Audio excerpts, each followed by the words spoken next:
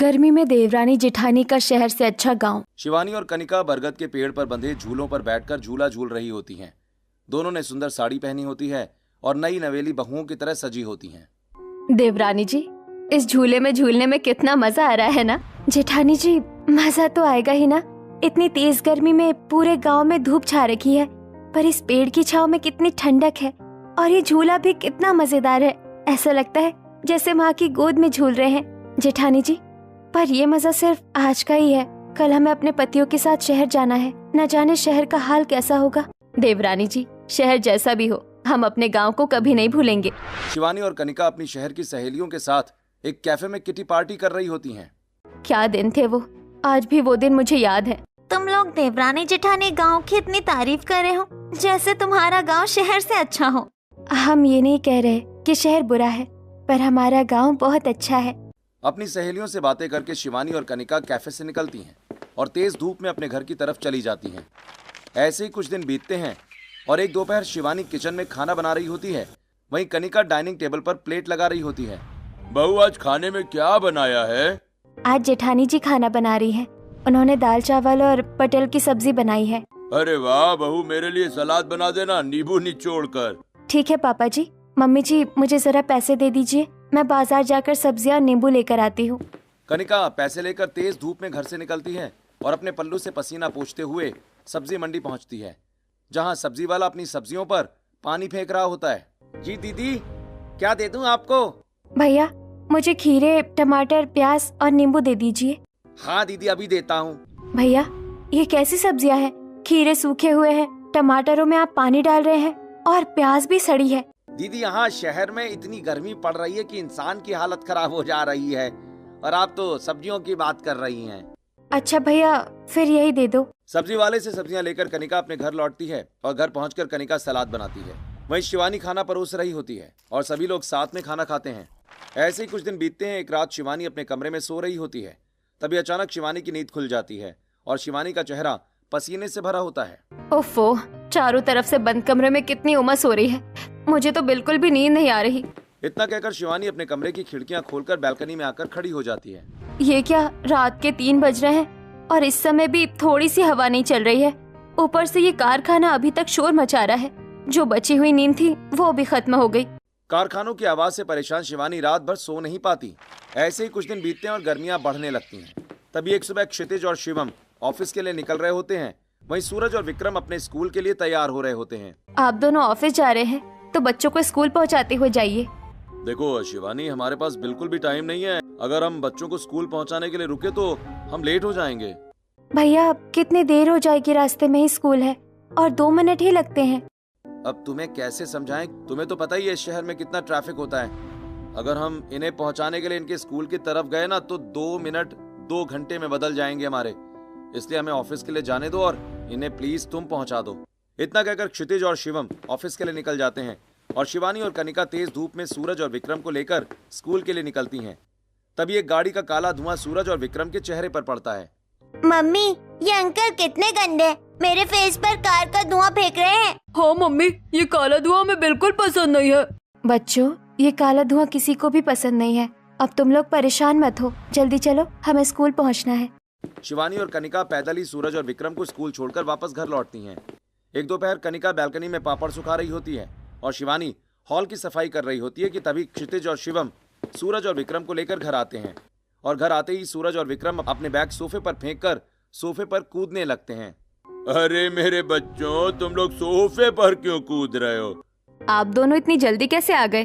और इनकी छुट्टी तो 3 बजे होती है, अभी तो सिर्फ 1:30 बजे है। क्या हुआ, आप इन्हें लेकर क्यों आए हैं? अरे हम इन्हें जबरदस्ती थोड़े ना उठा लाए हैं। इनके स्कूल से फोन आया था कि स्कूल में समर वैकेशन अनाउंस हो गए और आज हाफ डे से ही समर वैकेशन की छुट्टियां शुरू हो गई हैं और आज ही हमें अपने ऑफिस से समर वैकेशन भी मिल गया, तो हम आते वक्त इन्हें ले आए। हमारे शहर में गर्मी ही इतनी बढ़ गई है कि स्कूलों में बच्चों की छुट्टी कर दी जा रही है और अच्छा भी है। इसी बहाने तुम दोनों को भी आराम मिल जाएगा। आपको तो आराम मिल जाएगा, पर ये बच्चे हमारी कमर तोड़ देंगे। न ये गर्मी में बाहर खेलने जाते हैं, न घर में चुपचाप बैठते हैं। पूरे घर में शोर मचाते रहते हैं और हमें परेशान करते हैं। मम्मी, हम आप लोगों को परेशान नहीं करेंगे, पर बदले में आपको हमें कहीं घूमने लेकर जाना होगा। हाँ मम्मी और चाची, हमारे स्कूल के सभी बच्चे कहीं न कहीं समर वेकेशन पर घूमने गए हैं, हमें भी कहीं लेकर चलिए। हाँ, मैं भी सोच रहा हूँ कि कहीं घूमने चलते हैं। वैसे भी बहुत सालों के बाद हमें ऑफिस से लंबी छुट्टी मिली है, पर हम जाएंगे कहाँ? गर्मियों की छुट्टी का मजा तो गांव में ही आता है। हम सब अपने गांव चलते हैं। गांव नहीं मम्मी, गांव नहीं, हम न्यूजीलैंड चलते हैं, वहाँ ठंडे बर्फ में खेलेंगे। बच्चों, तुम गांव चलो, वहाँ जाओगे तो न्यूजीलैंड भी भूल जाओगे। बहू, तू कहाँ बच्चों को गांव लेकर जा रही है? क्या रखा है उस गांव में? हम खुद शहर आकर रह रहे हैं। पर हमारे दादा ससुर और चाचा ससुर तो गांव में रहते हैं, हम उनके पास चलते हैं ना। गर्मियों की छुट्टियों में हमारा बहुत मन है, प्लीज मना मत कीजिए। तभी रामलाल के पिता सूर्यवीर और भाई रमेश का वीडियो कॉल आता है। नमस्ते पिताजी। जीते रहो, जीते रहो। बहुत दिन हो गए भाई तुम लोगों को गांव नहीं आए। ये देखो हमारे बगीचे में कितने रसीले आम हैं। रमेश वीडियो कॉल पर अपने बाग बगीचे दिखाता है। इन पेड़ों के बीच हाइड एंड सीक खेलने में बहुत मजा आएगा। अरे रामलाल, अब जब तेरा बूढ़ा बाप मर जाएगा तब क्या तू गांव आएगा? इतने साल हो गए अपने परिवार के साथ गांव नहीं आया है। गर्मियों की छुट्टियां मिली होगी, इस बार गांव आ जा। हाँ हाँ पिताजी, मैं गांव जरूर आऊंगा।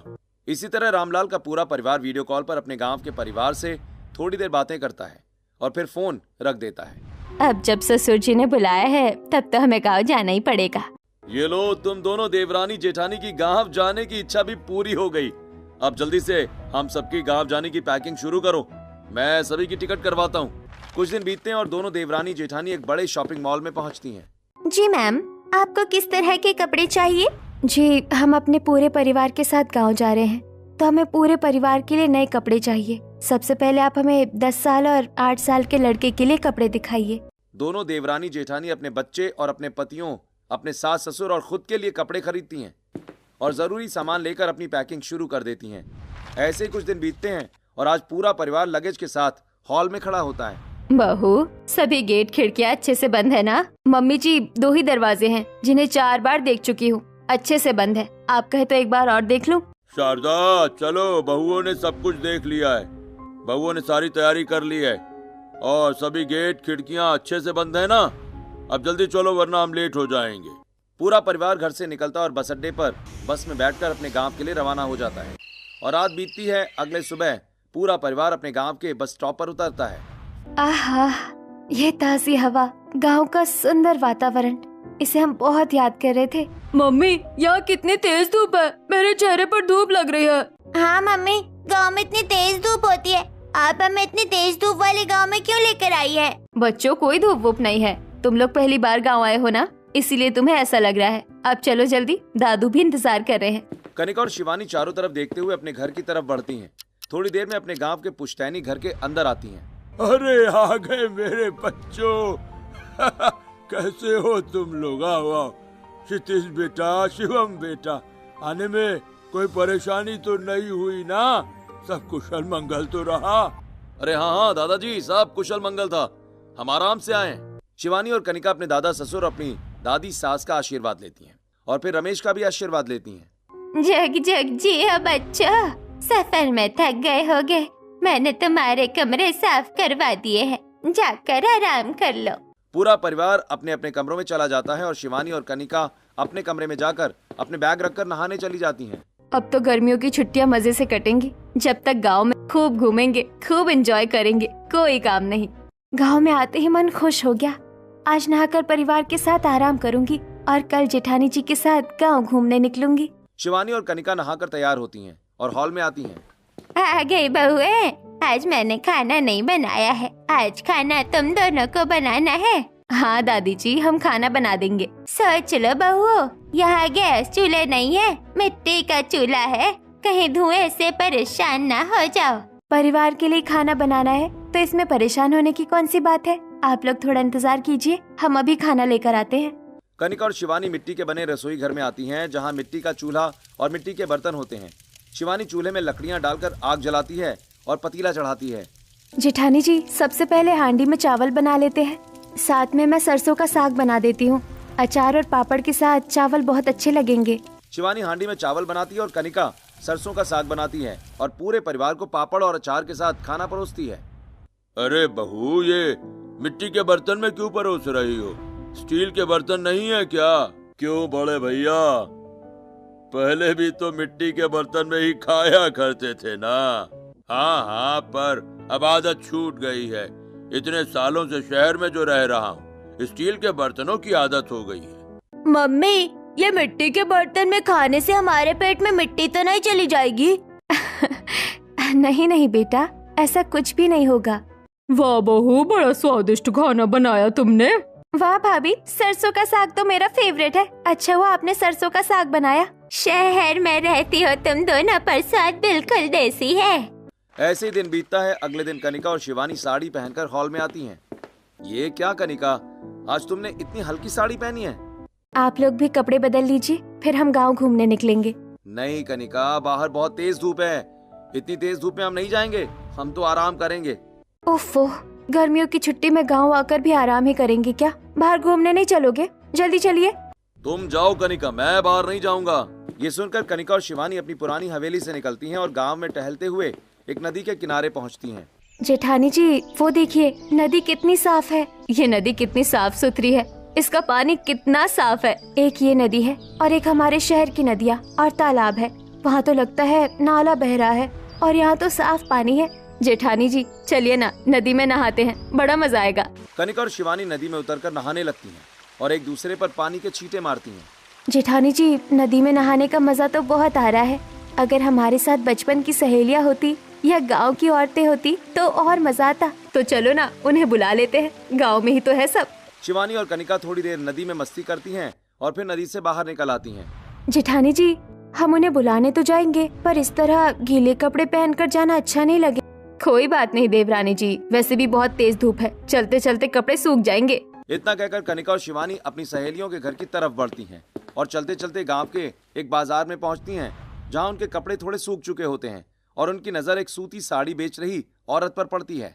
जेठानी जी, वो देखिए गांव की सूती साड़ी। अरे ये सूती साड़ी तो गांव की औरतों की पहचान है। चलो हम भी सूती साड़ी पहनते हैं, मजा आएगा। कनिका और शिवानी सूती साड़ी बेच रही औरत के पास आती हैं। दीदी, हमें सूती साड़ी चाहिए। हाँ दीदी, कितनी साड़ी चाहिए ले लीजिए। हमें साड़ी तो चाहिए, पर हमारे पास अभी पैसे नहीं है। कोई बात नहीं दीदी, आप साड़ी लेकर जाइए, पैसे बाद में दे दीजिएगा। औरत 2 साड़ियां कनिका और शिवानी को दे देती है और कनिका और शिवानी साड़ियां लेकर अपने पुश्तैनी घर लौट आती हैं। गांव में कितने अच्छे लोग हैं, बिना जाने पहचाने ही उधार साड़ी दे दी। शहर में तो एक मिर्ची भी नहीं देता कोई। शिवानी शहर के एक बड़े शॉप में ढेर सारी चीजें खरीदकर बिलिंग करवा रही होती है। मैम, आपके टोटल 5,000 रुपए हुए हैं। आपको कैरी बैग चाहिए क्या? बिल्कुल, बिना कैरी बैग के इतना सामान कैसे लेकर जाऊंगी? ओके मैम, देन आपको 50 रुपए एक्स्ट्रा देने पड़ेंगे। क्यों? एक कैरी बैग के 50 रुपए देने पड़ेंगे? कैरी बैग तो फ्री होता है। मैम, यहाँ ऐसा ही होता है, अगर कैरी बैग लेनी है तो 50 रुपए लगेंगे। दे दीजिए, बिना कैरी बैग के इतना सारा सामान लेकर भी तो नहीं जा पाऊंगी। अब से मैं अपना कैरी बैग खुद ही लेकर आऊंगी। जेठानी जी, शहर से अच्छा तो गांव ही है। यहाँ लोग विश्वास भी करते हैं और किसी को लूटने की कोशिश भी नहीं करते हैं। शहर में तो हर जगह लूट मची होती है। इतना कहकर कनिका और शिवानी अपने अपने कमरे में चली जाती हैं और दिन बीत जाता है। अगले दिन कनिका और शिवानी सूती साड़ी पहनकर अपने गांव के आंगन में आती हैं। मम्मी, ये सूती साड़ी क्यों पहनी है? बेटा, ये गांव की सूती साड़ी है। गर्मियों में गांव की औरतें ऐसी साड़ी पहनती है। और तुम लोग क्या पूरा दिन घर में बैठने के लिए आए हो? जाओ बाहर गांव के बच्चों के साथ खेलो। देखो वहाँ बच्चे कबड्डी खेल रहे हैं और वहाँ गिल्ली डंडा खेल रहे हैं। मम्मी, ये गिल्ली डंडा क्या होता है? मुझे खेलना नहीं आता। चलो मैं तुम्हें सिखाती हूँ। शिवानी और कनिका अपने बच्चों को लेकर गांव के बच्चों के पास आती हैं। बच्चों, मुझे भी तुम्हारे साथ गिल्ली डंडा खेलना है, हमें भी खिलाओ। चाची, आप भी हमारे साथ गिल्ली डंडा खेलिए। कनिका बच्चों के साथ गिल्ली डंडा खेलने लगती है। ये देखो बच्चों, ये रही गिल्ली और ये रहा डंडा। इस गिल्ली को ऐसे उछालेंगे और फिर डंडा मारकर दूर फेंक देंगे। ये लोग यहाँ वहाँ दौड़ने क्यों लगे? क्या हो गया? बच्चे गिल्ली ढूंढ रहे हैं, अब तुम लोग भी कोशिश करो। सूरज गिल्ली उछालकर डंडा मारने की कोशिश करता है, पर डंडा गिल्ली को लगता ही नहीं। तब सभी गांव के बच्चे हंसने लगते हैं। अरे, इसका डंडा तो गिल्ली को लगता ही नहीं है, ये क्या खेलेगा गिल्ली डंडा? तुम्हें क्या लगता है हम पहली बार खेल रहे हैं इसलिए ऐसा हो रहा है, वरना तुमसे अच्छा खेल सकते हैं। जब विक्रम गिल्ली डंडा खेलने की कोशिश करने लगते हैं, वहीं कनिका और शिवानी अपने गांव की सहेलियों के घर पहुंचती हैं। अरे कनिका, शिवानी, तुम दोनों यहाँ कब आई? अरे हमें आए 2 दिन भी नहीं हुए। चलो ना बाहर गांव में घूमते हैं, मजा आएगा। तुम लोग तो शहर से छुट्टियां मनाने आई हो, हमारा तो ससुराल है, हमें घर का काम करना पड़ेगा। तुम लोग जाओ गांव घूमो, मैं अपना काम निपटा कर नीलम को लेकर आती हूँ। इतना कहकर कनिका और शिवानी गांव में घूमने लगती हैं और थोड़ी दूर एक सड़क पर पहुंचती हैं, जहां बड़े बड़े ट्रकों में पेड़ों के तने लाद कर ले जाए जा रहे होते हैं। इतने सारे ट्रक और सब में पेड़ों के तने, ऐसा लग रहा है जैसे किसी ने जंगल ही काट दिया हो। जेठानी जी छोड़िए ना, किसी ने काटे होंगे। हम गांव आए हैं, चलिए आम के बगीचे में चलते हैं, आम खाते हैं। शिवानी और कनिका आम के बागीचे में पहुंचती हैं, जहां कृष्णलाल, वीर प्रताप और आशुतोष के आदमी के साथ रमेश बात कर रहा होता है। भाई रमेश, ये आशुतोष जी हैं। ये लोग शहर से आए हैं और तुमसे बात करना चाहते हैं। नमस्ते रमेश जी, हमने सुना है कि इस गांव में सबसे बड़ा आम का बागीचा आपका है। जी हाँ, इस गांव में सबसे बड़ा आम का बागीचा और खेत हमारा ही है। तो जी देखिए, हम एक बहुत बड़े प्रोजेक्ट पर काम कर रहे हैं। हम चाहते हैं कि हर गांव का डेवलपमेंट हो, इसलिए किसानों से हम उनकी जमीन ऊंचे दाम पर खरीद रहे हैं। हम आपका बागीचा भी खरीदना चाहते हैं। क्या? पर इस बागीचे से तो हमारा जीवन चल रहा है भाई, हम इसे कैसे बेच सकते हैं? जी, हम आपके घाटे की बात नहीं करेंगे। हम आपके बागीचे में जितनी पैदावार होती है उसका 2 गुना पैसा देंगे और आपके खेतों के भी 2 गुने दाम देंगे। हम नहीं चाहते कि किसी किसान का नुकसान हो, और जब हमारा प्रोजेक्ट पूरा होगा तो गांव के बच्चों को ही यहाँ रोजगार मिलेंगे। उन्हें शहर नहीं जाना पड़ेगा और ना ही तेज धूप में खेतों में काम करना पड़ेगा। अरे वाह, यह तो भाई बहुत अच्छी बात है। चलो, मैं अपनी जमीन देने के लिए तैयार हूँ। जी तब ठीक है, हम जल्दी आपके आम के बागीचे के पेड़ कटवाकर नपाई कर लेंगे। ये क्या चाचा ससुर जी, आप आम के बगीचे बेच रहे हैं? हाँ बहू, ये लोग हमारे आम के बागीचे के 2 गुने दाम दे रहे हैं, इसलिए मैं अपने बगीचे और खेत दे रहा हूँ। पर फिर आप लोग क्या करेंगे? बहू, इन लोगों ने हमारे भविष्य की पूरी तैयारी कर रखी है, तुम चिंता मत करो। कृष्णलाल और रमेश आगे बढ़ जाते हैं और कनिका और शिवानी बागीचे में आम के पेड़ के नीचे बैठकर आम तोड़कर खाने लगती हैं। कितने रसीले आम हैं। हम कितने सालों बाद पेड़ पर पके हुए आम खा रहे हैं। हाँ, नहीं तो शहर में तो केमिकल से पके हुए आम ही मिलते हैं और वो भी अच्छे नहीं होते। शिवानी और कनिका फलों के बाजार में खड़ी होती हैं, जहाँ ढेर सारे आम दिख रहे होते हैं। जेठानी जी देखिए कितने सारे आम हैं, घर के लिए आम ले लेते हैं। भैया आम कितने के दिए? दीदी 400 रुपए किलो के हैं आम। क्या 400 रुपए किलो आम? तुम्हारा दिमाग ठीक है? आम के अंदर क्या सोना भरा है? लेना है तो लीजिए, वरना आगे जाइए, भीड़ खाली कीजिए। दे दो भैया, तुम लोगों ने तो लूट मचा रखी है। पर 400 नहीं, 350 ही दूंगी। 2 किलो दे दो। कनिका और शिवानी आम खरीद कर घर आती हैं, किचन में आम रस बनाने लगती हैं। ये आम बिल्कुल भी रसीले नहीं है। इतने पैसे दिए और अंदर से सड़े हुए हैं, और गुठली भी कितनी बड़ी है। देवरानी जी, गांव के पेड़ पर पके हुए आम में गुठली छोटी होती है। यहाँ शहर में तो दवाइयों से पकाए जाते हैं आम, और यहाँ पेड़ भी नहीं होते, बाहर से कच्चे आम मंगवा कर पकाए जाते हैं। ऐसे ही कुछ दिन बीतते हैं और एक दिन सरपंच मुखिया के साथ आशुतोष गांव के दूसरे किसानों से बातें कर रहा होता है। वहीं कच्चे आम और इमलियां खाते हुए कनिका और शिवानी पहुंचती हैं। आप लोगों को कुछ पूछना है तो पूछ सकते हैं। अब भैया जी, हमारे साथ धोखा तो नहीं होगा, हमें पैसे तो मिलेंगे ना? अरे हाँ जी हाँ, बिल्कुल। अगर आप चाहें तो मैं आपको एडवांस दे सकता हूँ। हमें इन पर पूरा विश्वास है। इन्होंने आसपास के गांवों में भी काम किया है और बहुत बड़े आदमी हैं। आप लोग इन पर शक मत कीजिए, आप लोग इन पर विश्वास कर सकते हैं। अगर ऐसी बात है तो हम अपने खेत और बगीचे आपको देने के लिए तैयार हैं। हमें कोई आपत्ति नहीं है। मेरे पास भी तालाब है जिसमें मैं मछलियाँ पालती हूँ। अगर आपको तालाब चाहिए तो वो भी मैं दे सकती हूँ। जी हाँ, हम गांव वाले अपने खेत बागीचे आपको देने के लिए तैयार हैं। आप कल से काम शुरू कराइए। हाँ, आप चिंता मत कीजिए, कल से ही काम मैं शुरू करवा लूंगा। हाँ, हमें आपसे ज्यादा जल्दबाजी है। इतना कहकर गांव वाले खुशी खुशी अपना सुंदर भविष्य देखने लगते हैं। शाम के वक्त कनिका और शिवानी घूमते हुए गांव के एक बड़े से पेड़ के पास आती हैं। जेठानी जी वो देखिए, बरगद का पेड़। अरे पहले गांव के बरगद के पेड़ पर सावन में झूला टंगा रहता था। ये कैसा बरगद का पेड़ है जहाँ किसी ने झूला नहीं बनाया? जेठानी जी लगता है हमारे लिए छोड़ा है, हम बनाएंगे अपना सावन का झूला। कनिका और शिवानी पंक्चर बनाने वाले के पास से जाकर 2 टायर खरीदती हैं और उन्हें रंगकर रस्सी से बरगद के पेड़ पर मजबूती से बांध देती हैं। अरे शिवानी, कनिका, तुम दोनों क्या कर रही हो? अरे सही समय पर आई हो। देखो हमने 2 सावन के झूले बनाए हैं, बड़ा मजा आएगा। ये क्या बच्चों वाली हरकत कर रही हो? हम नहीं झूलेंगे, तुम ही झूलो। शिवानी और कनिका अपने बनाए गए झूले पर बैठकर तेजी से झूला झूलने लगती हैं और ठंडी ठंडी हवा उनके चेहरे को छूती है। चाहे जितनी तेज गर्मी हो, सावन के झूले में झूलने के बाद कोई गर्मी नहीं लगती। जेठानी जी, हम सुबह से निकले हैं, अब शाम हो रही है, घर चलते हैं, नहीं तो सब गुस्सा करेंगे। कनिका और शिवानी अपने दोस्तों से थोड़ी थोड़ी बातें करती हैं और फिर अपने ससुराल लौट आती हैं और रसोई में जाकर सभी के लिए खाना बनाने लगती हैं। जेठानी जी, आपको याद है वो शहर से आया आदमी गांव वालों से क्या बातें कर रहा था? हाँ, न जाने क्यों ऐसा लगा कि वो उनकी जमीन लेकर कुछ काम करवाने की बात कह रहा था। चाचा जी से सुनने में आया कि अपनी जमीन उसे दे दी है काम करने के लिए। तो जेठानी जी, कल हम भी चलेंगे, देखते हैं वो क्या काम करवा रहा है। अगर मजेदार होगा तो हम भी उसके साथ मिलकर काम करेंगे। हाँ हाँ बिल्कुल, कल हम भी चलेंगे। कनिका और शिवानी बातें करते हुए अपने पूरे परिवार के लिए खाना बनाती हैं और सभी को प्यार से मिट्टी के बर्तन में परोसकर खाना खिलाती हैं। रात बीतती और अगले सुबह कनिका और शिवानी सरसों के खेत में तितलियों के साथ खेल रही होती हैं। तभी खेत से थोड़ी दूर पेड़ काटने की बड़ी मशीनें दिखाई देती हैं जो गांव की तरफ बढ़ रही होती हैं। जेठानी जी, ये तितलियाँ, ये सरसों के खेत, ये सब कितना सुंदर है। ये सुंदरता सिर्फ गांव में है। शहर में तो गाड़ी का धुआं, हॉर्न की आवाज और कारखानों का शोर ही होता है। यहाँ तो चिड़ियों की चहचहाहट है।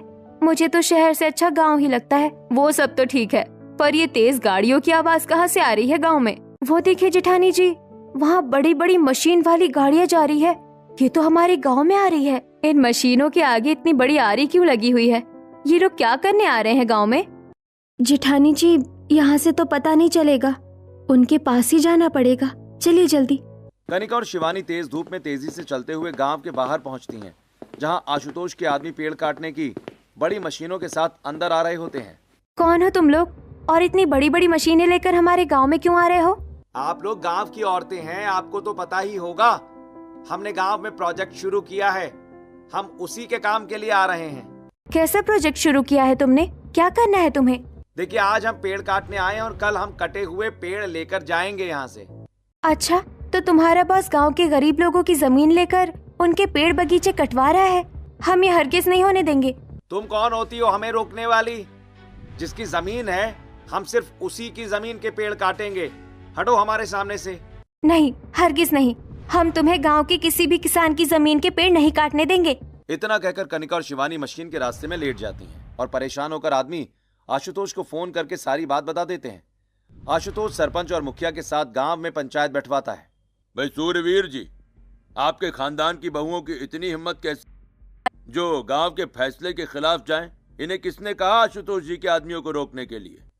सरपंच, मेरी बहुओं से गलती हो गई, शायद इन्हें नहीं पता होगा। आपकी बहुओं को सब कुछ पता है, फिर भी इन्होंने हमें रोका। दादा ससुर जी, ये लोग गांव के पेड़ काटने आ रहे थे, इसीलिए हमने इन्हें रोका है। बहुओं, इन्हें रोकने की जरूरत नहीं है। हमने इन्हें अपने पेड़ काटने और इनके प्रोजेक्ट पर काम करने की इजाजत दी है। ये आप लोग क्या कह रहे हो? आप लोग ऐसा कैसे कर सकते हैं? शिवानी, चुप हो जाओ, ये गांव का मामला है, तुम क्यों बीच में बोल रही हो? हाँ बहुओं, ये गांव का फैसला है, तुम्हें बीच में बोलने का कोई अधिकार नहीं। हमें पूरा अधिकार है गांव के फैसले में बोलने का। ये आदमी गलत काम कर रहा है और आप लोग इसे इजाजत देकर इसका साथ दे रहे हैं। सूर्यवीर जी, आप अपने परिवार की बहुओं को लेकर यहाँ से जाइए। ये 4 दिन के लिए शहर से क्या आई, हमारे गांव पर हक जताने लगी। इन्हें क्या, ये तो आ गई है और कल चली जाएंगी। गांव में तो हमें रहना है, हमें अपना भविष्य संवारना है। हाँ हाँ, इन शहरी देवरानी जेठानी को यहाँ से भगाओ। ये नहीं चाहते कि हमारे गांव का विकास हो। गांव वाले कनिका और शिवानी को पंचायत से निकाल देते हैं और अगले दिन से आशुतोष अपने आदमियों के साथ जंगलों के पेड़ तेजी से कटवाने लगता है। कुछ दिन बीतते हैं और एक दिन आशुतोष अपनी मशीनों के साथ रमेश के बागीचे की तरफ बढ़ रहा होता है। कनिका और शिवानी पेड़ों से लिपट जाती हैं। बहुओं, तुमने पेड़ क्यों पकड़े? हटो, इन्हें पेड़ काटने दो। चाचा ससुर जी, आपको पेड़ क्यों कटवाने हैं? आप लोग समझते क्यों नहीं? इन पेड़ों को कटवाकर आप लोगों को कोई फायदा नहीं है, सिर्फ नुकसान है। बहुओं, तुम तो छुट्टियों के बाद अपने शहर चली जाओगी और सुख सुविधा में रहोगी। हमारे गांव में भी तो विकास होने दो। ताकि हम भी आराम से रह सके यहाँ पर, या मिले हुए पैसे से शहर आकर सुख सुविधाओं में रह सकें। यह आपकी गलत फहमी है कि पेड़ कटने के बाद आपको सुख सुविधा मिलेगी या शहर आकर कुछ अच्छा मिलेगा, बल्कि आप अपनी सुख सुविधाएं खो देंगे। ये लड़कियाँ बातें बना रही हैं, हमें देर हो रही है, जल्दी हटाइए इन्हें। कनिका और शिवानी की जिद को देखते हुए थोड़ी देर में सरपंच, मुखिया और पूरा गांव इकट्ठा हो जाता है। अगर बहुओं की इच्छा नहीं है तो रमेश, तुम अपने पेड़ नहीं कटवाओगे। पहले हमें समझाओ कि ये गांव के विकास के खिलाफ क्यों है। हम गांव के विकास के खिलाफ नहीं है। हमें पहले बताइए, इस आदमी ने आपसे क्या कहा है? ये आदमी यहाँ पेड़ काटकर बड़ी बड़ी फैक्ट्रियां और मिल बनाएगा, जिससे हमारे बच्चों को रोजगार मिलेगा और गांव में पक्की सड़कें, स्कूल और अस्पताल बनेंगे। यह आदमी आप सभी को बेवकूफ बना रहा है कि पहले पेड़ कटवाएगा और यहाँ बड़ी मिलें बनवाएगा, जिनके जहरीले धुएं से आप लोग बीमार पड़ेंगे और फिर इसी के अस्पताल में अपने पैसे बर्बाद करेंगे। और इन मिल और कारखानों गांव की शांति खत्म हो जाएगी। दिन भर सिर्फ मशीनों की आवाजें होंगी, न चिड़ियों की चहचहाहट और न ही पत्तों की आवाज। आप लोगों को लगता है शहर में बहुत सुख सुविधा है, तो हम आपको एक कहानी बताते हैं। एक रात कनिका और शिवानी अपने शहर वाले घर में सोने जा रही होती हैं कि तभी घर की बिजली चली जाती है। जैसे गांव में सोया करते थे, चलो आज छत पर सो जाते हैं, वहाँ ठंडी हवा चलेगी। कनिका और शिवानी छत पर पूरे परिवार का बिस्तर लगाती हैं और सभी छत पर लेट जाते हैं। मम्मी, आपने कहा था ठंडी हवा चलेगी, यहाँ तो बिल्कुल हवा नहीं है, ऊपर से कमरे से भी ज्यादा आवाजें आ रही है, हम सोएंगे कैसे? गांव की छत पर कितनी अच्छी नींद आती थी और शहर की छत पर तो बिल्कुल नींद नहीं आती। इतना ही नहीं, गांव में पेड़ कटने से और भी नुकसान होगा। कनिका और शिवानी अपने परिवार के साथ शहर में एक झरने के पास पिकनिक मनाने आती हैं। झरने का पानी गंदा होता है और उसमें प्लास्टिक की बोतलें तैर रही होती हैं। ये कैसा झरना है? इसमें एक भी मछली नहीं है। पापा, ये पानी कितना गंदा है, ऐसे लग रहा है जैसे नाली का पानी हो। आप लोग हमें कैसी जगह पिकनिक मनाने ले आए हैं? हमें नहीं रहना यहाँ। Flashback out. इतना ही नहीं, हमारे शहर में साफ हवा भी नहीं है। अगर कोई खिड़की खोल दे तो सीधे गाड़ियों का धुआं आता है। बच्चों को स्कूल जाने के लिए 15 मिनट के रास्ते में 45 मिनट ट्रैफिक में फंसना पड़ता है और जहरीली हवा में सांस लेनी पड़ती है। आप लोग शहर में रहे हैं, आप खुद क्यों नहीं बताते? सरपंच जी, हम अपनी बीवियों का पक्ष नहीं ले रहे हैं, लेकिन ये बिल्कुल सही कह रही हैं। हम खुद रोज ऑफिस जाते समय ये सब कुछ झेलते हैं। पिताजी, रमेश, सरपंच जी, मेरी बहुएं सच कह रही हैं। जब मैं गांव में रहा करता था तो नदी में नहाता था, पेड़ों के फल खाता था, लेकिन शहर में इतनी गर्मी और उमस बढ़ गई है कि 2 मिनट घर के बाहर रहना मुश्किल हो गया है। हाँ, और ना ही वहाँ गांव जैसे फल मिलते हैं, न सब्जियाँ और ना ही अनाज। और अगर आप लोग अपनी जमीनें इन्हें दे देंगे तो सबको नकली और केमिकल से बने हुए अनाज और सब्जियां ही खानी पड़ेंगी। हम दोनों देवरानी जेठानी हाथ जोड़ते हैं, इनकी बातों में मत आइए। गांव गांव नहीं रह जाएगा, बंजर जमीन बन जाएगा। आप लोग इनकी ड्रामेबाजी पर ध्यान मत दीजिए। मैं आपको यकीन दिलाता हूँ ऐसा कुछ भी नहीं होगा। तेरी हिम्मत कैसे हुई मेरी बहुओं की बात को ड्रामेबाजी कहने की? हाँ, नहीं दूंगा मैं अपनी तुझे जमीन, निकल यहाँ से तू। मुखिया जी, अगर 2 मिनट में ये आदमी हमारे गांव को छोड़कर नहीं गया तो अपने आदमी बुलवा लीजिएगा। तुम शहर से आई औरतों ने मेरा काम बिगाड़ा है, तुम्हें तो मैं बाद में देखूंगा। आशुतोष के इतना कहते ही गांव वाले आशुतोष और उसके आदमियों पर टूट पड़ते हैं। उन्हें मारते पीटते गांव से भगा देते हैं। गर्मियों की छुट्टियां बीतती हैं और आज शहरी कपड़ों में देवरानी जेठानी शहर वापस जाने के लिए बस स्टॉप पर खड़ी होती हैं। बहुओं, गांव का सरपंच होते हुए भी मैं उस आदमी की चाल नहीं समझ पाया। तुम लोगों की वजह से हमारा गांव बचा है, इसलिए ये मेरी तरफ से देसी घी।